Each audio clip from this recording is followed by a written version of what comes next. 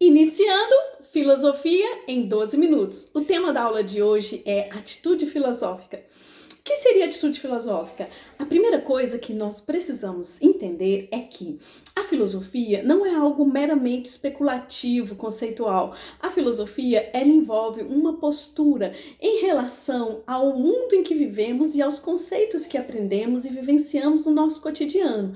Mas essa postura, ela envolve uma atitude mental, ou seja, eu posso ter uma atitude em relação ao meu pensamento, de que esse pensamento se torne cada vez mais elaborado e complexo.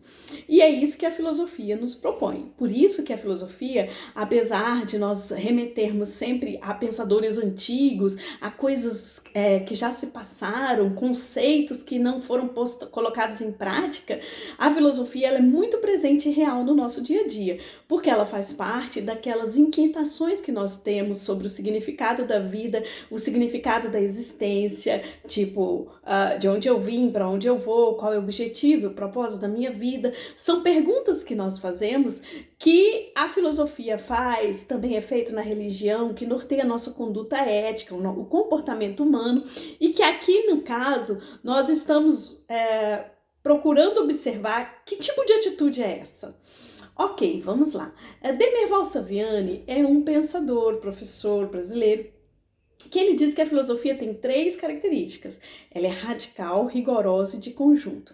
O que significam essas características? Significa que toda vez que eu estou pensando filosoficamente sobre algum assunto, eu sou radical, ou seja, eu vou na raiz do problema. E eu faço isso com certo rigor, ou seja, separando em partes, observando a relação de um pensamento com outro e também de uma forma conjunta, ou seja, eu observo todo o contexto. Então, a diferença da filosofia e do pensar filosófico de outras áreas passa um pouco por aí.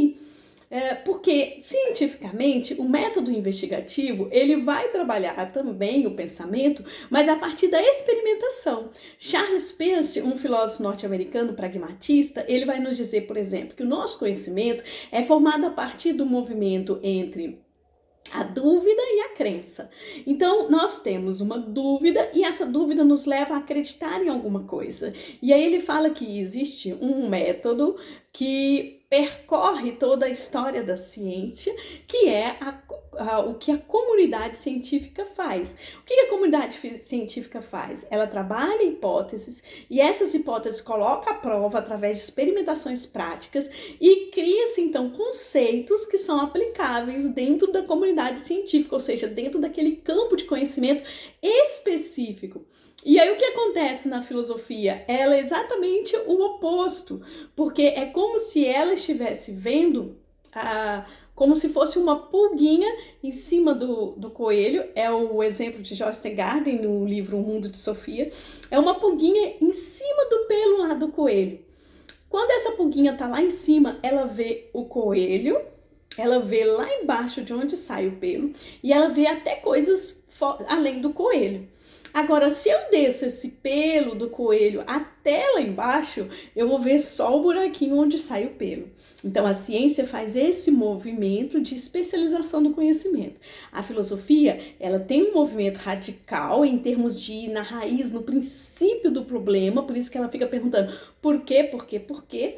Mas a filosofia, ela vê de uma forma conjunta. Por isso que a filosofia, ela é originalmente interdisciplinar. E por isso que muitos a consideram como a origem de todas as ciências. Porque a filosofia, ela pode pensar sobre qualquer objeto. E ela pode olhar para esse objeto, ou seja, esse problema que é dado no mundo, e pensar sobre ele numa solução que envolve várias dimensões. Por exemplo, nós estamos vivendo hoje o problema do Covid-19, do novo coronavírus. A filosofia pode pensar nesse problema não só no viés específico que um biólogo, um epidemiologista ou um outro cientista vai pensar naquela especificidade do problema. A filosofia ela vai pensar no conjunto, ou seja, seja, quais as implicações econômicas, políticas, sociais, existenciais, quais as implicações que esses fatos vão trazer para a vida do ser humano, para o modo como ele se organiza pessoalmente, socialmente, o seu comportamento. Então, isso é atitude filosófica. Então, a atitude filosófica é algo que você pode ter para a sua vida. Maria Helena Teles, ela nos diz exatamente isso, que a filosofia, ela se diferencia dessa comunidade científica e desse pensamento científico a partir do momento em que o pensamento toma uma atitude de pensar sobre o próprio pensar. É quando a consciência, ela toma como objeto de estudo a própria consciência. É quando você para e pensa, por que eu estou pensando como eu estou pensando? Será que eu deveria pensar de outra forma? Será que é melhor organizar os pensamentos de outra forma? Então, essa é uma característica específica da atitude filosófica.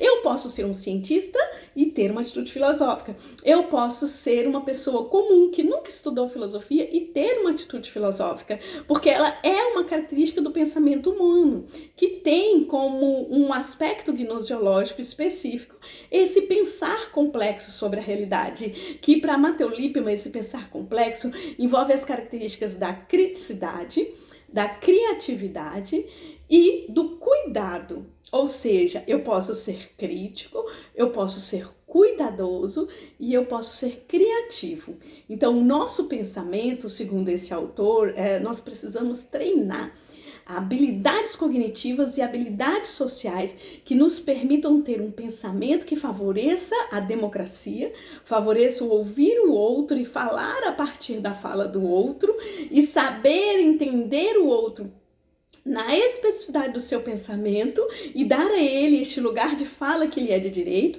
e a partir da fala dele construir também os meus pensamentos, os meus argumentos e podemos então ter uma comunidade de investigação filosófica. Então é possível isso, é possível um diálogo amoroso entre as pessoas onde as diversas consciências pensando sobre um mesmo problema, elas cheguem a um pensamento mais complexo que possa trazer de forma criativa e de forma totalmente analítica, crítica, um cuidado maior entre as pessoas e o meio ambiente. Então, essa situação maravilhosa é que a atitude filosófica nos propõe.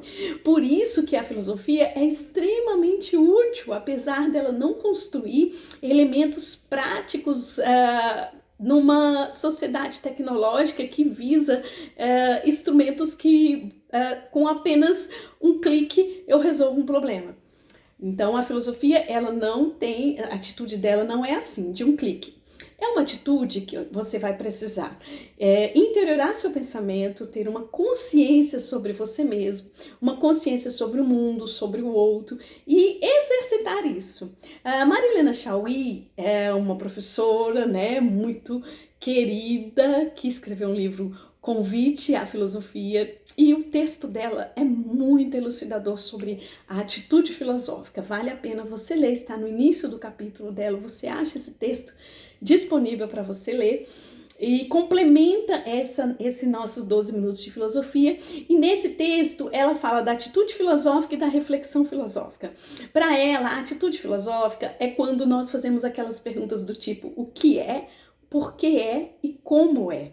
Observe que tem um é. Esse é refere-se a questões ontológicas, ou seja, aquelas questões primordiais, tipo, o que é a vida, por que é a vida, como é a vida. Agora, o que eu estou perguntando quando eu pergunto o que é a vida? Eu estou perguntando sobre a essência e o significado da vida. Quando eu falo assim, por que a vida é assim e não de outra forma?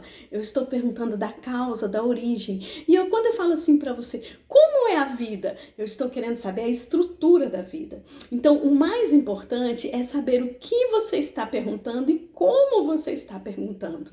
O mais importante na filosofia é você se colocar diante do mundo de uma forma diferente. Por exemplo, chegou uma informação sobre o coronavírus, chegou uma informação sobre um fato nas suas redes sociais, no seu WhatsApp. Você vai ler tudo detidamente, compreender aquilo que está escrito, vai confirmar as informações e aí você vai dizer, será que é isso mesmo? Por que é que está dizendo isso e não outra coisa? Como é isso que está sendo dito? Então aí você vai ter, através de um exercício mental, você vai elaborar o seu conhecimento sobre aquela informação e vai observar se aquela informação é uma informação confiável ou não, devido à sua origem, e você vai também observar se essa informação ela agrega conhecimento. Você vai inclusive saber organizar as informações quando você tem uma atitude filosófica, e aí nessa organização você vai decidir, devo ou não replicar essa informação, em que ela vai acrescentar, né, essa radicalidade, profundidade, essa rigorosidade no pensamento e esse pensamento de conjunto que é bom para a maior parte das pessoas, útil. Enfim, na reflexão filosófica, Marilena Chauí já fala que, nesse momento, o nosso pensamento se volta sobre o próprio comportamento humano. Como assim? A reflexão filosófica é quando eu reflito sobre o modo como eu reflito. Eu reflito sobre o modo como eu falo, eu reflito sobre o modo como eu penso, eu reflito sobre o modo como eu ajo. Então, o ser humano ele tem a capacidade esplêndida, né, de pensar, agir e falar. O mais interessante seria, do ponto de vista ético e racional, é que essas três coisas tivessem uma congruência, ou seja, o que eu falo tem a ver com o que eu penso e tem a ver com o que eu faço. Infelizmente, muitas vezes a pessoa fala uma coisa e faz outra, não é assim? Mas a veracidade está exatamente nessa congruência. Por isso que é importante eu ter uma reflexão filosófica, porque ela vai fazer eu pensar sobre o meu comportamento, e aí eu vou pensar como devo falar, o que devo falar, como devo agir, por que agir assim, para que agir assim. Então são as perguntas que eu me faço e isso me faz, através dessa reflexão filosófica, viver melhor e auxiliar também outras pessoas a viverem melhor. Por isso, finalizando, hashtag fica a dica, mais amor por favor e mais atitude crítica, mais atitude filosófica, porque se nós pararmos um pouquinho para pensar, nós podemos fazer com que o mundo flua em todas essas redes sociais de uma forma muito mais brilhante, num pensamento complexo. Até mais!